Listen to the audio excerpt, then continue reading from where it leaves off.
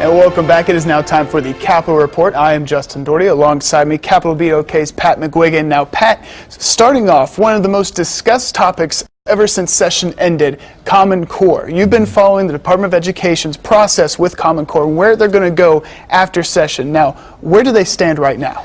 Well, last month the department issued information on how people can apply to serve on the various committees. Okay. It's a teacher-driven, educator-driven process, but not exclusively dominated by educators. There's a number of committees and subcommittees that are going to be meeting on the subject of English language arts and mathematics to devise these new standards to replace Common Core. I think it's a serious process. I think it's a genuine process on the part of Superintendent Janet Barisi.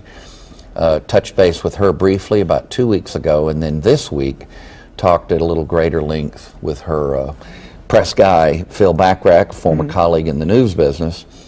The agency is not only put forward a serious process, all of which is described on the agency's website, but they've also requested a waiver from the federal government, which could be very significant and important so that the education system doesn't lose some of its funding in order to have, in essence, permission to do that. Now, you can argue about whether we should have to go to the feds, but the truth is if we don't, we might lose some of the money. And I'd be optimistic that that waiver will be granted.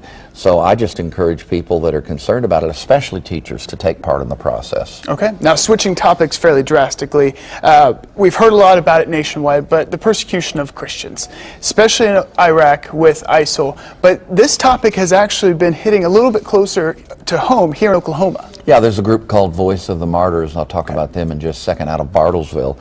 But Ron Lauder, who runs the World Jewish Congress, gave a very interesting speech several weeks ago and then wrote a passionate commentary that ran nationally just a few days ago, in which he was calling attention to the fact not only what's going on in Iraq, where you have some of the world's oldest Christian communities dating back to shortly after the time of Jesus, who are being persecuted, and in some ways it's a deliberate extermination policy on the part of the Islamic State to try to crush them.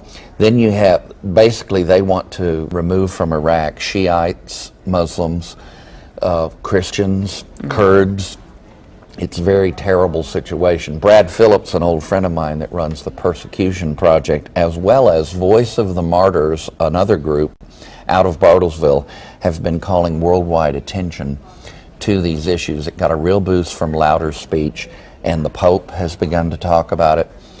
So I just encourage people to be supportive of those who are trying to counter this scourge. Okay, Pat, real quick, we just have a few seconds left. Your predictions on the District 5 race next Tuesday? I think Tom Guild will win the Democratic nomination.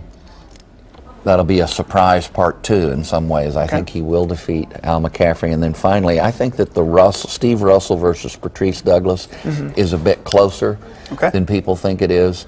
Russell seems to have the edge, but we got to wait for the actual returns, and I think she'll do better than expected. Okay, we'll find out on Tuesday. For more on these topics and many more, just go to CapitalBeatOK.com. And for Pat McGuigan, I'm Justin Daugherty.